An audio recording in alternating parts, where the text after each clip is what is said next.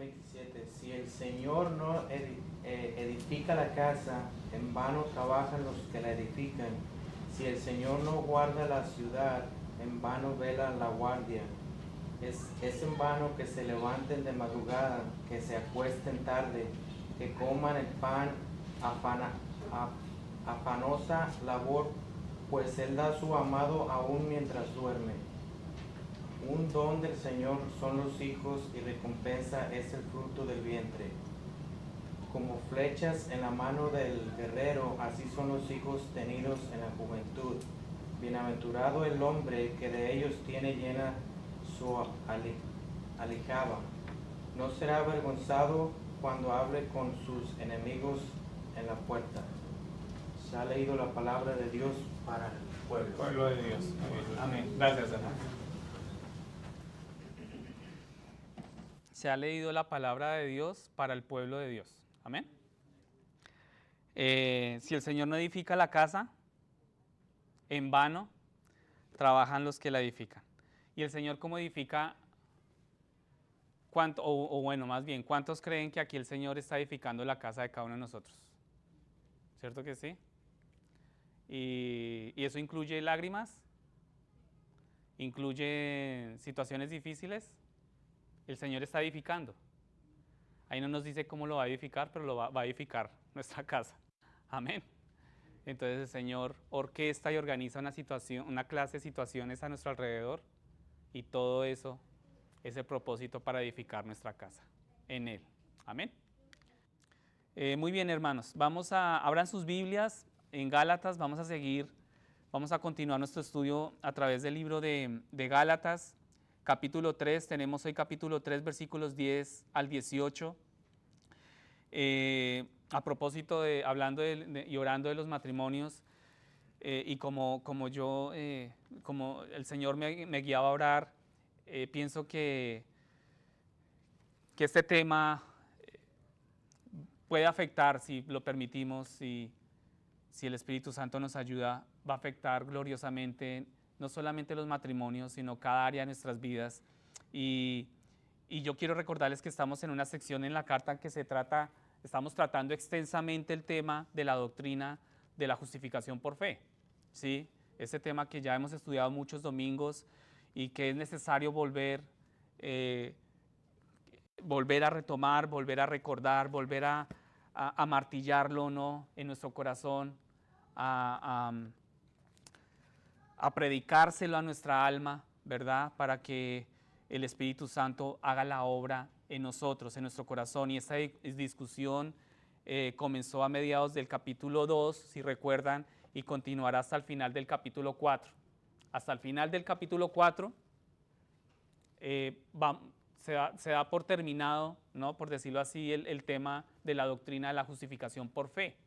¿Sí? Entonces vemos acá la razón de esta larga discusión es debido a que los hombres que estaban enseñando a los Gálatas, pues empezaron a introducir el guardar las leyes de Moisés para ser justificados, para ser salvos. Entonces, para corregir esta falsa enseñanza, el apóstol explica sistemáticamente los papeles que han desempeñado las leyes de Moisés hasta los tiempos de Cristo, ¿sí? Hasta ahora hemos aprendido, lo más importante que hemos aprendido, voy a recordárselos, es que nadie será justificado por las obras de la ley. Para nosotros, quitémosle la ley, ¿no?, porque pues no somos judíos acá, aquí no hay un judío. Nadie será justificado por las obras, para nosotros, ¿sí? Y para los que pensaban que cumpliendo la ley iban a obtener justificación, eso no va a suceder, ¿sí? Hemos aprendido que los cristianos han muerto a la ley, que nosotros debemos morir a la ley, ¿sí? Y hemos aprendido que la justicia no viene por medio de la ley.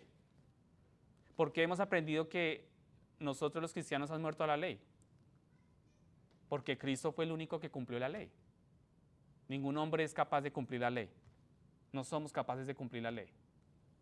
Hablábamos en las primeras predicaciones de este tema que aún una simple dieta que uno se imponga, que uno mismo se está imponiendo, una simple dieta uno es capaz de romperla. No dura uno cumpliendo la dieta un mes, un año. Muchas veces pasan días y ya estoy quebrantando mi dieta, ¿sí? Entonces, ¿cuánto más la ley, no? Hemos aprendido que la justicia no viene por medio de la ley. También hemos aprendido que es insensato volver a las leyes de Moisés, ¿sí? Y hoy vamos a aprender que todo el que confía en las leyes de Moisés está bajo maldición, ¿sí? Todo el que confía en las leyes de Moisés está bajo maldición. Y aquí es donde comenzamos a leer nuestros primeros versículos. Vamos a tomar nuestro pasaje el día de hoy, Gálatas capítulo 10, capítulo 3, versículos 10 al 18. ¿Ya tienen sus Biblias abiertas? Amén, vamos a leerlo. Perdón que yo me adelanté acá. Ok, del 10 al 18. Dice la palabra del Señor, porque todos los que son de las obras de la ley están bajo. ¿Bajo qué? Maldición. ¿Listo? Pues escrito está, maldito todo el que no permanece en todas las cosas escritas en el libro de la ley para hacerlas. Y que nadie es justificado ante Dios por la ley. Y que nadie es justificado ante Dios por la ley es evidente, porque el justo vivirá por la fe. Sin embargo, la ley no se basa en la fe, al contrario, el que las hace vivirá por ellas. Cristo nos redimió de la maldición de la ley, habiéndose hecho maldición por nosotros, porque escrito está, maldito todo el que cuelga de un madero, a fin de que en Cristo Jesús la bendición de Abraham viniera a los gentiles para que recibiéramos la promesa del Espíritu mediante la fe. Hermanos, hablo en términos humanos. Un pacto, aunque sea humano, una vez ratificado nadie lo invalida ni le añade condiciones. Ahora bien, las promesas fueron hechas a Abraham y a su descendencia. No dice y a las descendencias, como refiriéndose a muchas, sino más bien a una, y a tu descendencia, es decir, Cristo. Lo que digo es esto, la ley que vino 430 años más tarde no invalida un pacto ratificado anteriormente por Dios como para anular la promesa. Porque si la herencia depende de una ley, ya no depende de una promesa para Dios, pero Dios se la concedió a Abraham por medio de una promesa. Amén. Entonces vamos a ir desglosando versículo a versículo y entendiendo cada uno de ellos. Dice claramente que si la herencia depende de la ley, ya no depende de una promesa, pero Dios se la concedió a Abraham por medio de una promesa, ¿sí? Nunca se ha hecho nada para recibir, nunca hemos hecho nada para recibir una promesa. ¿Ustedes han recibido alguna vez, han hecho algo para recibir una promesa? ¿Cierto que no? Solo hemos tenido que creerle a la persona. Muchas veces cuando se nos hace una promesa, una persona nos hace una promesa, lo único que nos queda a nosotros es creer, ¿verdad? A la persona que hace la promesa y luego esperar a que lo que dijo pues se cumpla, ¿cierto? Eso es lo único que a nosotros nos queda. Entonces, yo quiero recordarles que estamos de nuevo en una sección de las Escrituras que explica las razones de las leyes de Moisés como un cristiano debe entenderlas, ¿sí? Y esto indudablemente es de vital importancia para las iglesias de los Gálatas, porque se habían empeñado para guardar las leyes. Ellos se habían empeñado y habían comprado esa idea de guardar las leyes de Moisés. Sin embargo, la salvación no viene a través de seguir las leyes de Moisés, viene a través de creer que Dios ha hecho lo que prometió en Cristo. Lo que Él había prometido en Cristo en la cruz, Él lo prometió. Y eso es a lo que nosotros debemos confiar y debemos creer. Y durante las próximas semanas vamos a aprender muchas cosas más acerca de las leyes de Moisés y sus propósitos, ¿sí? Vamos a aprender que fueron un regalo de gracia de Dios, las leyes como tal, las leyes fueron un regalo de gracia de Dios para la nación de Israel, ¿sí? Pero que esas leyes nunca podían producir la salvación. Y yo pienso que en nosotros ya está claro eso, ¿verdad? Las leyes no pueden producir la salvación, y también vamos a aprender que el periodo de tiempo de las leyes de Moisés fue temporal, ¿sí? Cristo les puso fin, como estábamos hablando, Cristo vino y puso fin en la cruz, y no son las leyes para su iglesia, porque el hombre no las puede cumplir. Entonces Cristo tuvo que venir y cumplirlas por nosotros. Y esto nos sorprende hoy en día, que cualquier judío practique las leyes de Moisés. Y personalmente nosotros tenemos una persona muy allegada que muchas veces nos invitó hoy en día, ¿no? Bueno, antes de llegar acá, nos invitaba a todas estas prácticas, y es así, hermanos, ¿no? Practican las leyes, y esto sorprende, ¿no? Que hoy se practique hoy en día las leyes de Moisés.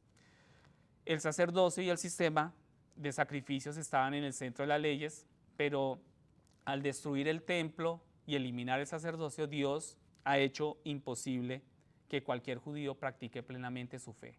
Entonces, lo que es aún más sorprendente para nosotros es que, sin embargo, es que cualquier cristiano se alejaría de Cristo para seguir a Moisés. Y lo vemos hoy en día.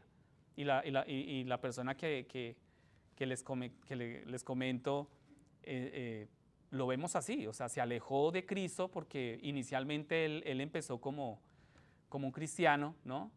Y se alejó. Hoy en día, hermanos, entonces se ve esto. Entonces, el pastor esta mañana también mencionaba el caso de una mujer que su hermano hizo esto. Y él explicaba que dejó el cristianismo para convertirse en judío, ¿sí? Él estaba muy intrigado con ciertas costumbres judías, él estaba muy impresionado por un rabino que conocieron. Se dejaron fascinar, ¿no? La palabra fascinación que veíamos el domingo pasado, y él estaba impresionado, fascinado con esas leyes, pero entonces ese hombre, este rabino, falló, pecó, y ahora lo que vemos es que fue un pecado bastante grande, ¿sí? Y este hombre fue a ver al rabino en busca de consejo, y el rabino le dijo, puedes probar esto o puedes probar aquello, ¿sí? Pero el rabino no podía ofrecer ningún consuelo ni ninguna seguridad. El rabino no podía decirle a este hombre cómo su pecado sería perdonado. O sea, este rabino pecó, ¿no? Cayó. Sí, perdón, el hombre cayó, pero el rabino, digamos que no podía ofrecer ningún consuelo ni ninguna seguridad. Entonces, lo que vemos acá es que los gálatas están en una posición muy similar a la de este hombre. Se han fascinado con las antiguas costumbres judías y han quedado fascinados, como quedó el ejemplo del que hablaba el pastor esta mañana. Ellos quedaron fascinados con estos maestros judíos y están cambiando el camino de Cristo al camino de Moisés, ¿sí? Entonces, de inmediato las Escrituras nos enseñan 3 lecciones valiosas acerca de la ley, y la primera de ellas está en el versículo 10. Entonces yo quiero que ustedes vayan conmigo y me sigan en el versículo 10, y vemos acá pues que hay una declaración fuerte. La primera lección es que la ley revela que todos somos pecadores. La maldición, acá está escrito, ¿no? Maldito, ¿no? Y la maldición a la que se hace referencia es la maldición del pecado. Las obras de la ley son la actividad ordenadas en la ley, ¿sí? En las leyes de Moisés, y confiar en las obras de la ley no produce salvación, sino que revela que somos pecadores. Confiar en las obras de la ley significa que estás confiando en lo que puedes hacer en lugar de confiar en lo que Cristo ha hecho. Vuelvo y repito eso. Confiar en las obras de la ley significa que estamos confiando en lo que puedes hacer en lugar de confiar en lo que Cristo ha hecho por nosotros. Cuando nosotros confiamos en nuestras obras, en nuestras buenas obras piadosas, en nuestras buenas obras para tratar de impresionar a Dios, estamos desviándonos, y lo que vemos acá es que hay un gran problema con eso, porque la ley dice, y es claro, ustedes lo ven en la palabra, en sus Biblias: maldito todo el que no permanece en todas las cosas escritas en el libro de la ley, para hacerlas. Maldito, ¿no? Deuteronomio 27, 26 también lo dice. Ahora, muchos de nosotros sabemos que el libro de la ley es otro término para las leyes de Moisés, ¿sí? Sabemos que esos fueron los mandamientos dados al antiguo Israel después de que Dios lo sacó de Egipto. Y sabemos que esas leyes fueron dadas a través de Moisés. ¿Y quién las escribió? Y como algunos de nosotros sabemos, las leyes de Moisés se encuentran en 4 libros de la Biblia. ¿En cuáles libros de la Biblia se encuentran las leyes de Moisés? Acá que leen Biblia, mejor dicho. Muy bien, ¿cierto? Éxodo, Levítico, Números y Deuteronomio, ¿cierto? Otra pregunta aquí no para corcharlos. Yo sé que ustedes aquí leen Biblia. ¿Alguien sabe cuántos mandamientos hay en esos libros? ¿Cuántos mandamientos? ¿Cuántas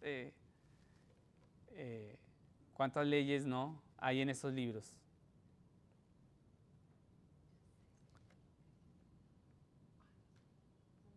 No se pueden copiar, no se pueden copiar. 613. Andresito lo tenía ahí en la punta de la lengua, o sea, estaba que, me lo he dicho. Sino que yo me le adelanté y por eso no lo dejé hablar, sí. 613 mandamientos hay en estos libros.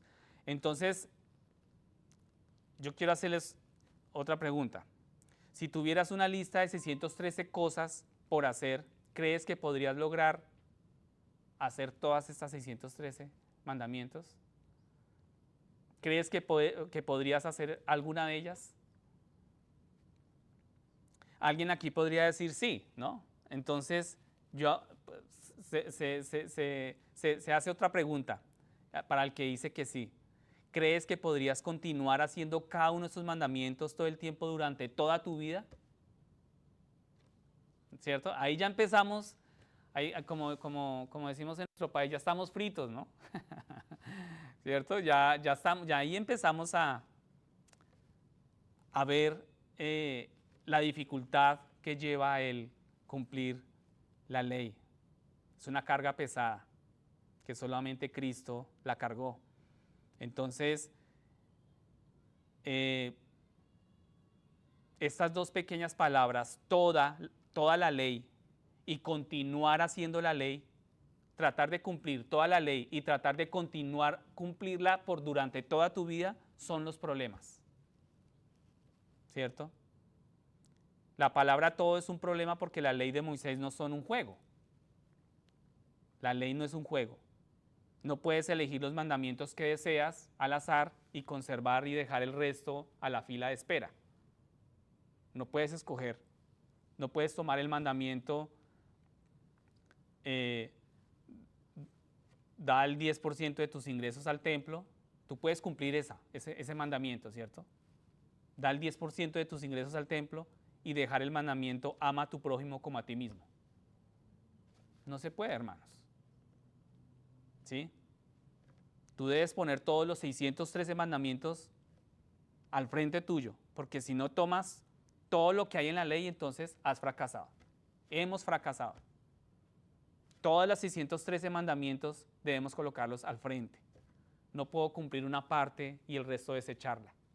No se puede. La palabra continuar, ¿cierto? La palabra continuar también es un problema porque no es suficiente cumplir cada uno de los 613 mandamientos una sola vez. O sea, tú puedes decir, yo mañana me levanto y voy a cumplir, ¿no? Pero resulta que a la semana siguiente no las cumpliste. Debes hacerlo todo el tiempo. Es decir, las 24 horas del día, los 7 días de la semana. Por lo tanto, si no produces una obediencia del 100% perfecta, todo el tiempo, entonces también hemos fracasado. Si no cumplimos ese 100%, hemos fracasado.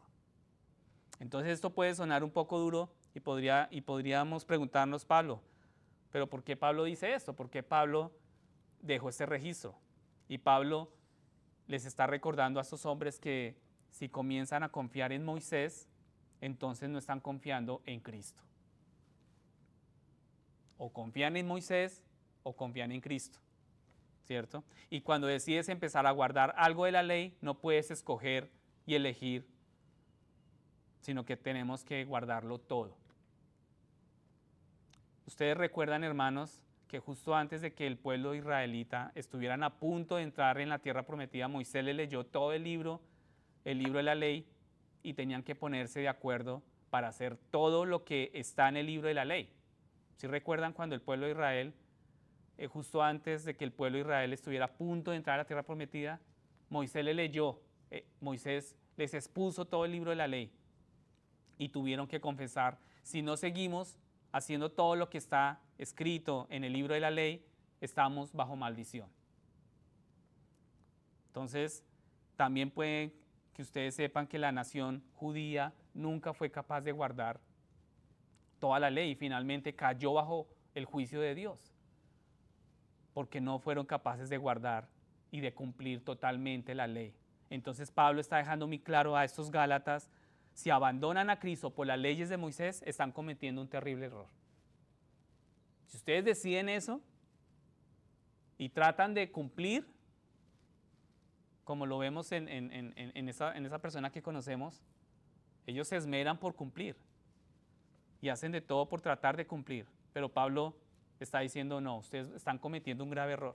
Y Pablo les está diciendo, si hacen esto, se están poniendo allí mismos con ese pueblo israelita de hace tantos años, que cayeron bajo maldición porque no cumplieron la ley.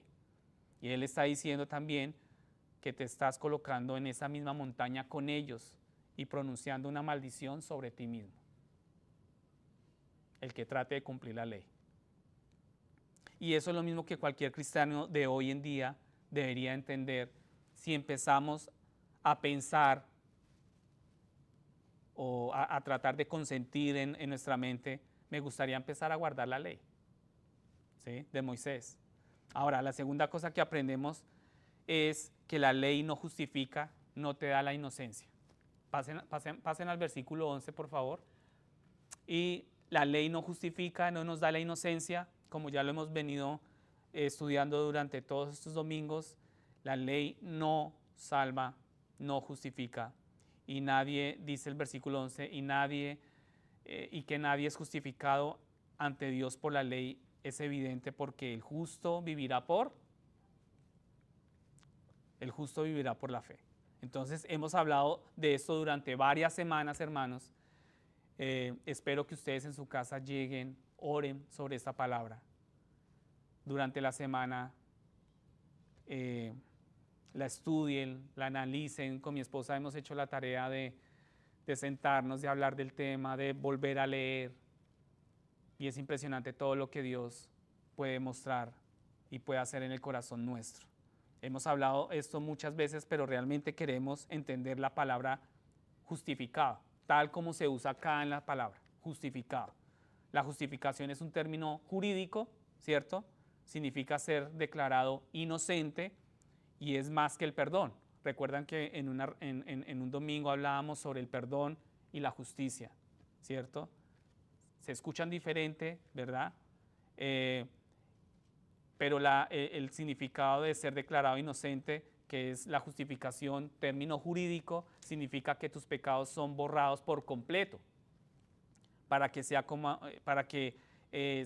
si nunca tuvieras pecado o hubieras fallado. Y es el premio de la justicia de Cristo para ti. Porque en el madero, ¿a quién colgaron? ¿A un culpable o a un inocente? ¿A quién colgaron en un madero? Entonces, la única manera en que una persona es apta para estar en la presencia de Dios es a través de la fe en la muerte de Cristo por sus pecados y su resurrección. Y en el momento de la fe salvadora, hermanos, Dios te justifica. Él te declara justo. Y eso sucede instantáneamente cuando confías en Cristo. Porque en el momento que tú confías en Cristo, esa inocencia de Cristo es la que Dios ve en ti. Amén. Vemos de inmediato que la ley no tiene el poder de hacer esto porque nunca tuvo la intención de otorgar justificación. La ley nunca tuvo esta intención y si recuerdan, todo lo que hace es condenar. La ley todo lo que hace es mostrar que estás maldito, que no puedes cumplir.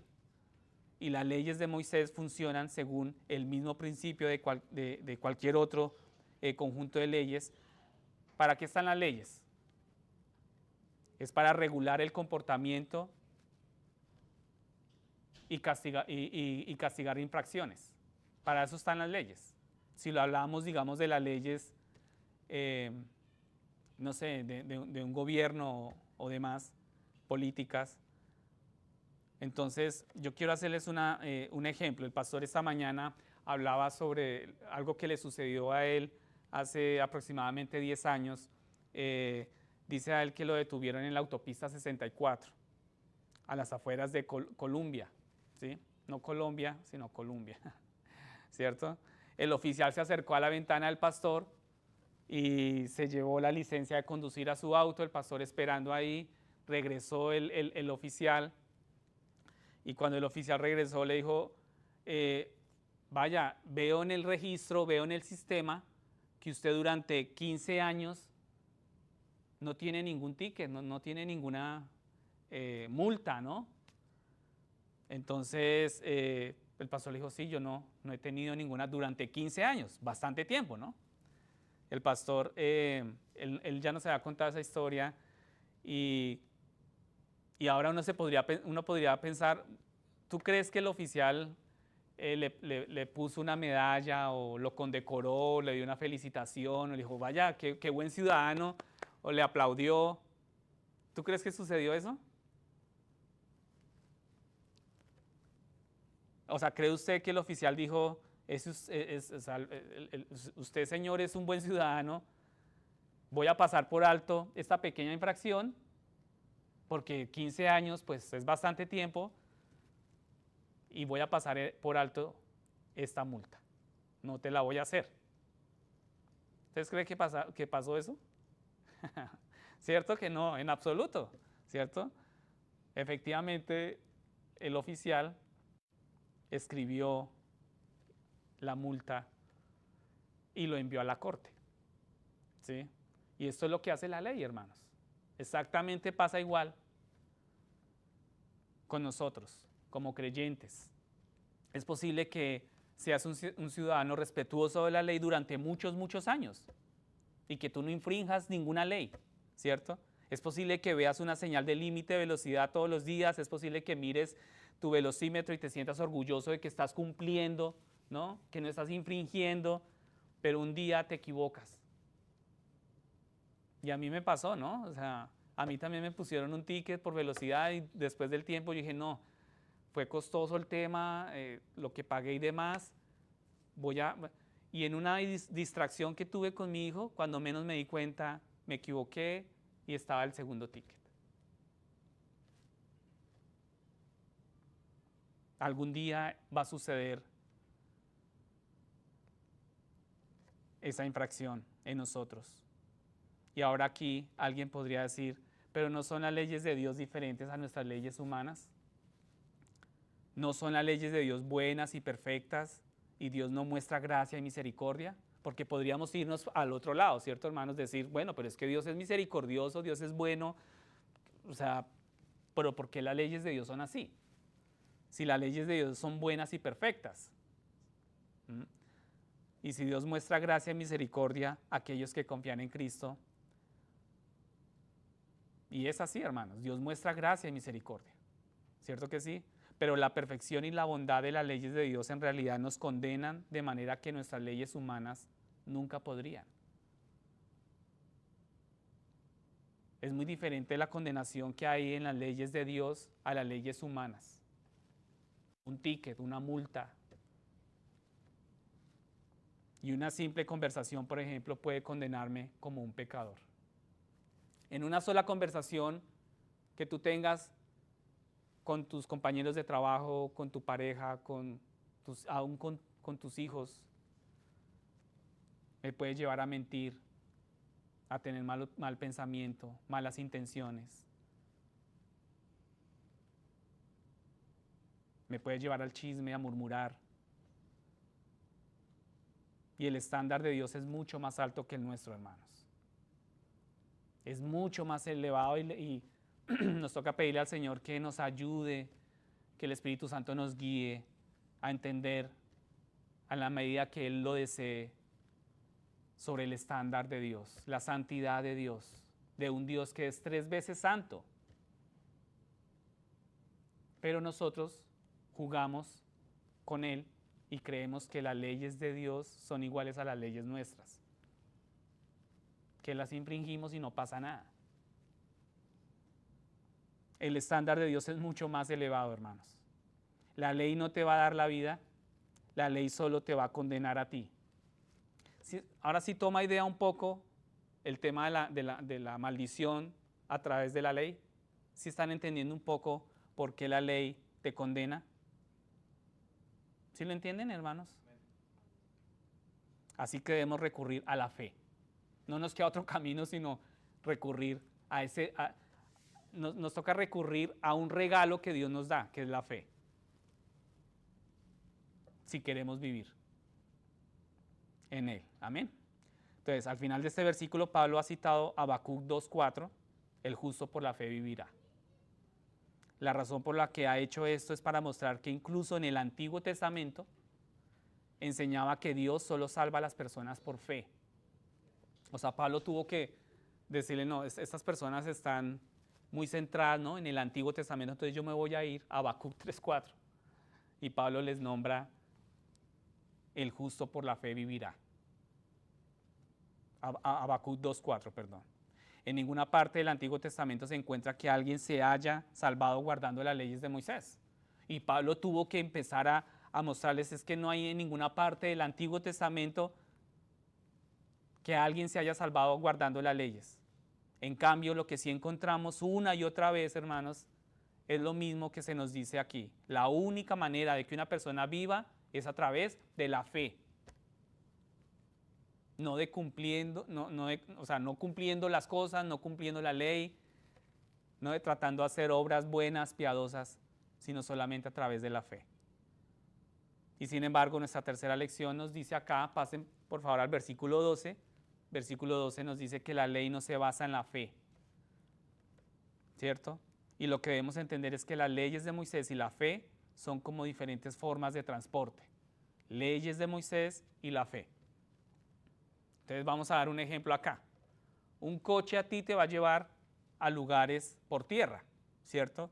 Un avión te va a llevar a lugares por aire. Eso es entendible para todos. Si Dios planeaba un viaje para que yo fuera a París, pues no podríamos tomar un automóvil para llegar allí.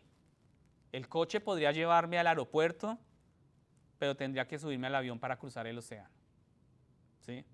Una vez que el coche llegue a la orilla del mar, me muestra que el coche no puede ir más allá.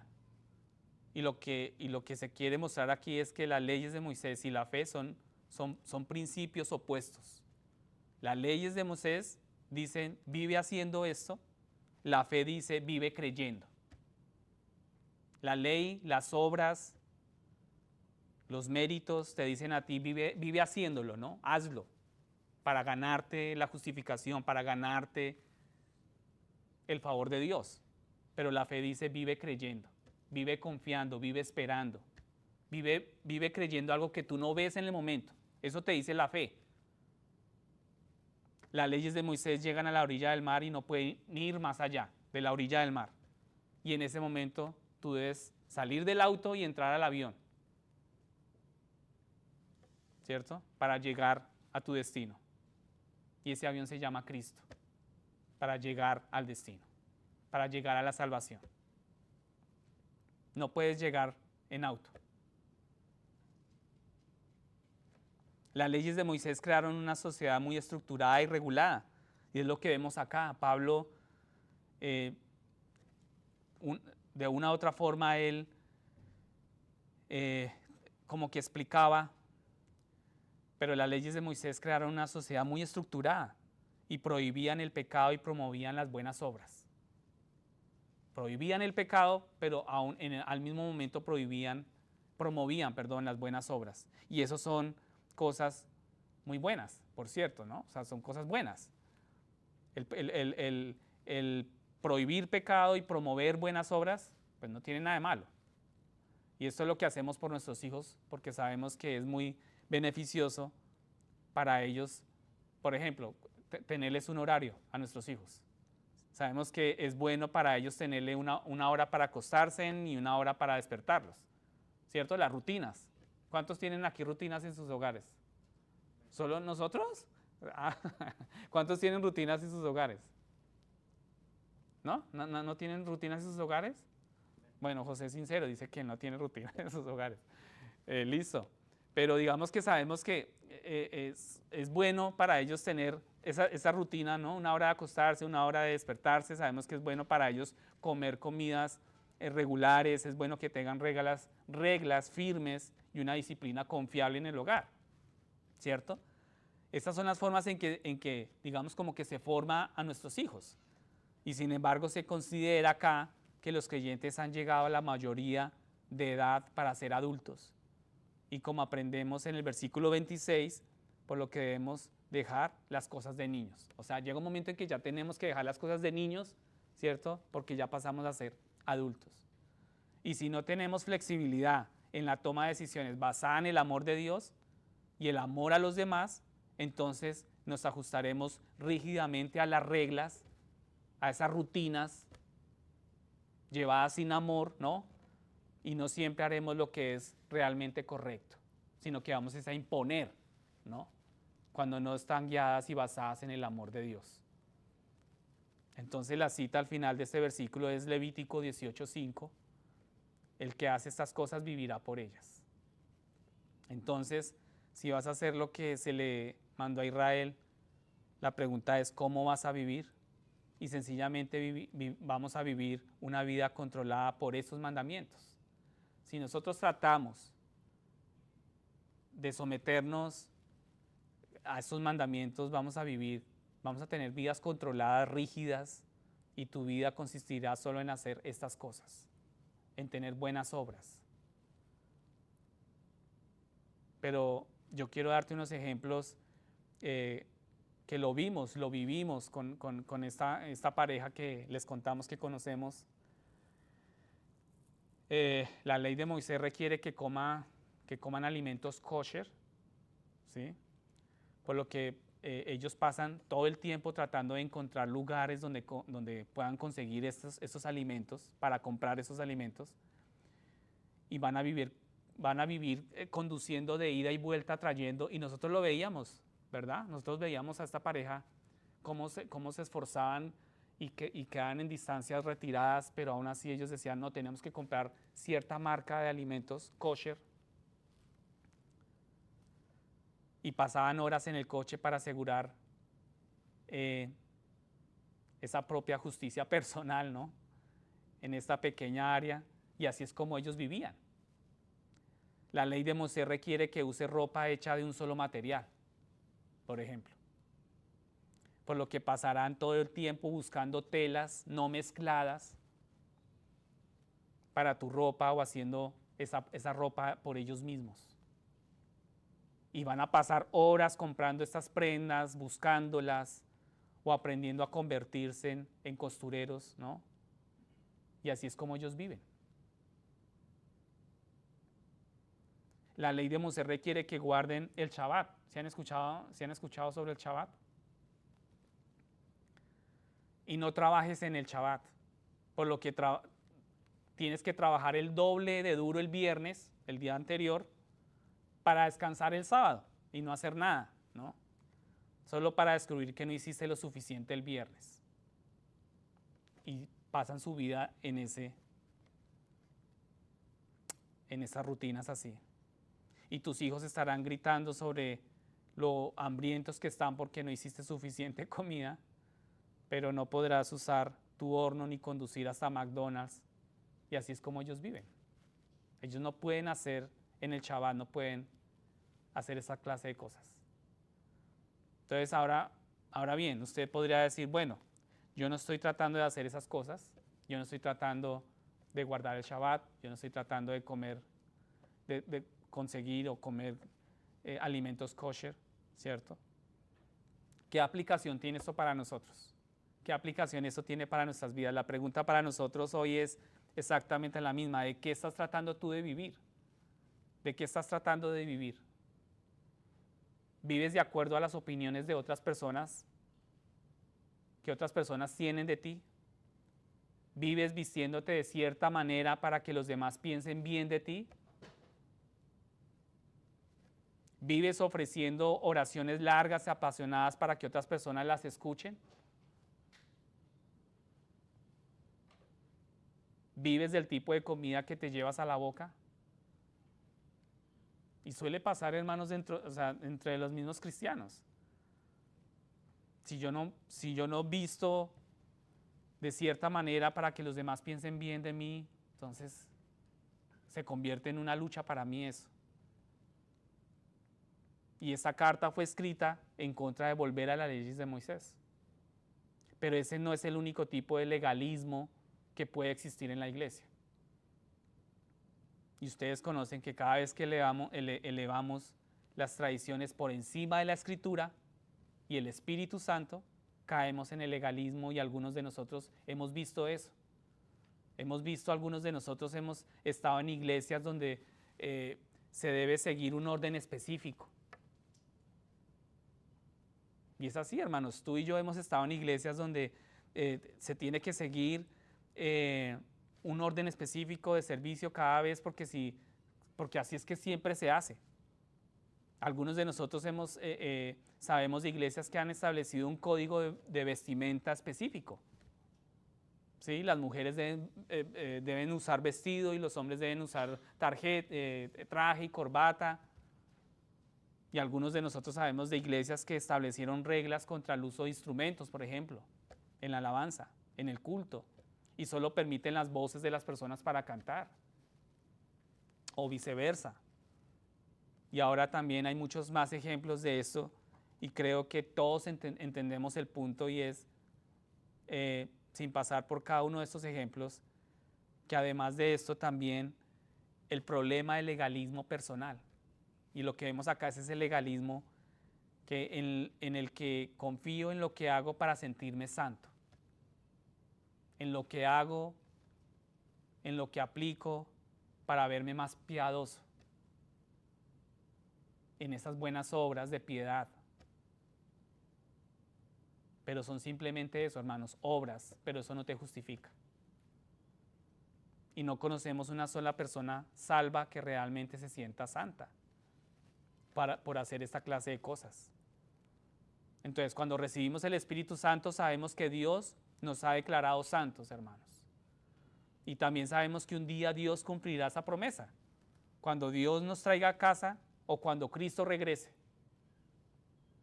En alguna de las dos, Dios nos convertirá en Él, en lo que Él ya ha declarado que somos. Él nos convertirá en lo que Él ya ha declarado que somos. Pero cada día que pasamos por esta vida, el Espíritu nos confronta con nuestra impiedad. Y yo espero, hermanos, que ustedes, a medida que pasan los días, ustedes tengan esa relación contra el pecado, esa mortificación del pecado. Que haya ese enfrentamiento a diario contra el pecado. Porque si no vemos la impiedad y lo pecaminoso que son nuestros corazones, hermano, creo que estamos cayendo en una vida sometida a las obras, donde solamente mostramos y queremos impresionar por nuestras obras. Pero realmente, ¿qué hay dentro de nuestros corazones? Amén. Sin embargo, algunas personas también acá podrán decir, yo leo mi Biblia todos los días, o yo tuve un buen tiempo a solas con Dios cada mañana, así que yo soy santo, soy piadoso. O acá hay personas que pueden decir, yo fui a la iglesia el domingo, yo estuve el viernes en el grupo de la iglesia, así que soy santo. O podrías decir, yo quise maldecir a una persona, me sucedió una situación difícil, la quise maldecir, pero me mantuve cerrada mi boca. Tuve mi boca cerrada. Entonces así que yo me libero y soy santo. Y no quiero que me malinterpreten. Leer la Biblia, ¿no? Es necesario, es bueno. Orar es bueno y necesario. También es bueno ir a la iglesia. Porque ahorita el viernes nadie viene, pero porque nadie vino, ¿no? Es que pues, el hermano, ¿cierto? No me malinterpreten. Es bueno ir a la iglesia, no usar malas palabras, es bueno, pero esto no es lo que te hace santo. Sin embargo, en la gracia de Dios, el Espíritu nos recuerda lo que Cristo ha hecho por nosotros y nos lleva de nuevo a confiar en Cristo. O sea, pienso que este estudio en Gálatas nos está devolviendo, nos está girando nuestra cabeza constantemente, continuamente en dirección a la cruz, en dirección a Cristo, hermanos. No podemos dejar de ver a Cristo.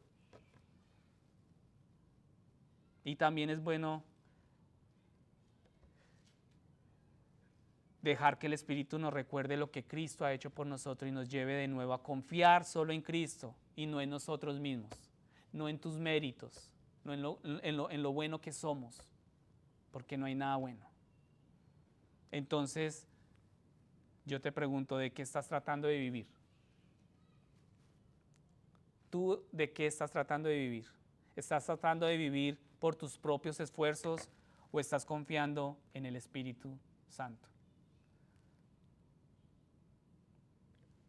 Pasen conmigo al versículo 13 y 14. El versículo 13 y 14, estos versículos resumen maravillosamente, ¿no?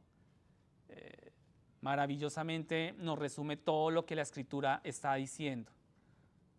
Pone la ley a los pecadores bajo una maldición, entonces Cristo nos ha redimido de esa maldición, ¿cierto? Porque nos dice, pone la ley, o nos pregunta, pone la ley a los pecadores bajo una maldición, entonces Cristo nos redimió de esa maldición. ¿Quieres la bendición de Abraham? Esa bendición de Abraham viene a través de Cristo. Todo apunta a Cristo, hermanos. Eres gentil, pero quieres el don del Espíritu Santo. El Espíritu es dado a través de la fe en Cristo. Solo Cristo. Todo lo que necesitas es Cristo. Y no hay razón para cambiar a Cristo por tus obras. No hay razón de cambiar a Cristo por Moisés. Al final del versículo 13, Pablo está citando de nuevo la ley de la ley y es Deuteronomio 21:33. ¿Qué dice Deuteronomio 21:33? El que es colgado de un madero es anatema de Dios. Los judíos no crucificaban a los criminales, ellos los apedreaban hasta la muerte. Y en caso de violación vergonzosa de la ley, también colgaban el cadáver en un árbol para que todos lo vieran y quedaran advertidos, ¿sí? Colgar el cuerpo de alguien en un árbol era una maldición muy grande. Y por supuesto la referencia de Pablo a un madero o a un árbol es una referencia a la cruz de Cristo. Cuando vemos acá, madero es la cruz de Cristo. Es la referencia a la cruz de Cristo. Cristo no fue apedreado hasta la muerte. Usted lo sabemos. Cristo fue clavado vivo a ese madero y dejado allí para que muriera. Además, Cristo no era un criminal, pero aún así fue crucificado junto a criminales, como un criminal, y nunca había violado la ley. Cristo mantenía perfectamente todas las leyes de Moisés y era de hecho completamente inocente, pero murió como un criminal. Entonces, ¿cómo se convirtió Cristo en una maldición por nosotros y por qué? ¿Se convirtió Cristo en una maldición en su encarnación? No. Él es el Hijo perfecto de Dios que siempre ha existido con el Padre, fue concebido por el Espíritu Santo dentro de María, que era virgen. Jesús nació sin pecado y en su nacimiento las Escrituras lo llamaron santo. Eso está en Lucas capítulo 1, versículo 35. Entonces, ¿Qué tal cuando Cristo estaba creciendo y se convirtió en un adolescente? ¿Fue entonces cuando se convirtió en maldición? ¿En qué momento Cristo se convirtió en maldición? No, Cristo continuó viviendo una vida perfecta y santa. De hecho, la Escritura dice que durante esos años creció en sabiduría. Lucas 2:52, hermanos, dice que Cristo creció en sabiduría y en estatura delante de Dios y de los hombres. ¿Se convirtió Cristo en una maldición durante su ministerio? ¿Ya cuando era adulto? ¿Fue entonces ahí cuando se convirtió en maldición? No. El Padre dijo, este es mi Hijo amado en quien tengo complacencia. Eso está en Mateo 3:17. ¿Cuándo sucedió eso? O sea, ¿cuándo Cristo se convirtió en maldición? Sucedió cuando Cristo fue colgado en la cruz por nuestros pecados. Fue entonces cuando sucedió que Cristo se hizo maldición. Cristo se ofreció a sí mismo como el Cordero perfecto e inmaculado de Dios. Durante las últimas 3 horas en esa cruz, a Cristo se le impusieron todos los pecados de la humanidad. Y entre esos pecados de la humanidad están tus pecados y mis pecados. Aceptó todos los cargos por nuestros crímenes. Él los llevó todos y aceptó todos los veredictos de culpabilidad que la ley podía emitir contra todos y cada uno de nosotros. Allí en esa cruz, aquel que no conoció pecado se hizo pecado por nosotros, para que nosotros fuésemos hecho justicia de Dios en él. Y es ahí donde Cristo se convirtió en maldición por nosotros. Es justo ahí, hermanos. No sé si tú lo logras ver. Es ahí donde Él se convirtió en maldición. La palabra redimió en el versículo 13 significa pagar un precio por la compra de la libertad de alguien. Y queremos imaginar un mercado de esclavos. Imagínense ustedes un mercado de esclavos donde las personas están encadenadas, ¿verdad? Y se ofrecen a la venta. O bien queremos pensar en un prisionero sentado en una celda de una cárcel. Cuando una persona es redimida, el precio por ella ha sido pagado con el propósito de liberarla. Entonces, ahora hay muchas cosas de las que Cristo nos ha liberado, pero la única cosa en particular de la que se habla aquí es la maldición de la ley. Cristo ha satisfecho todos los requisitos de la ley de Moisés para nosotros y ahora se nos ha dado el Espíritu Santo para guiarnos. Hermanos, tenemos que pedirle al Espíritu Santo que nos guíe a entender. Clámale al Espíritu Santo para que podamos entender esta palabra. Versículo 15. Pasen conmigo al versículo 15. Aquí Pablo dice que habló en términos humanos y luego ponen un ejemplo del derecho contractual, la forma en que operan los contratos. El término pacto, porque acá hay un término de pacto, ¿sí? Se traduce mejor como la última voluntad o testamento, ¿sí? Y algunos de nosotros aquí hoy tenemos unos de... ¿Cuántos tienen aquí ya testamentos? ¿Cuántos ya han hecho aquí su testamento? Si alguna vez has planeado dejar una herencia a tus hijos después de tu muerte, entonces tú has redactado una última voluntad o testamento, ¿cierto? Y cuando firmas es un documento así o lo atestiguas, eso es cuando tú lo estás ratificando. En el versículo 16, entonces acá podemos ver que las promesas fueron hechas a Abraham y a su descendencia, ¿sí? La palabra descendencia, la palabra simiente, es una palabra muy importante. Cuando Dios le habló, acá donde ustedes ven a tu descendencia, dice, cuando Dios le habló a esta promesa a Abraham en Génesis capítulo 15, Dios nos dijo simientes, si recuerdan, o descendencias en plural, y Dios dijo simiente o descendencia en singular, por lo tanto, el niño al que se refiere es Cristo. Entonces ahora esto es muy importante. ¿Por qué? Porque la promesa no fue dada a todos los hijos biológicos de Abraham, no se le dio esta promesa a Isaac ni a Jacob, no fue dada a las naciones de Israel, la promesa fue dada solo a Cristo, a los que confían en Cristo.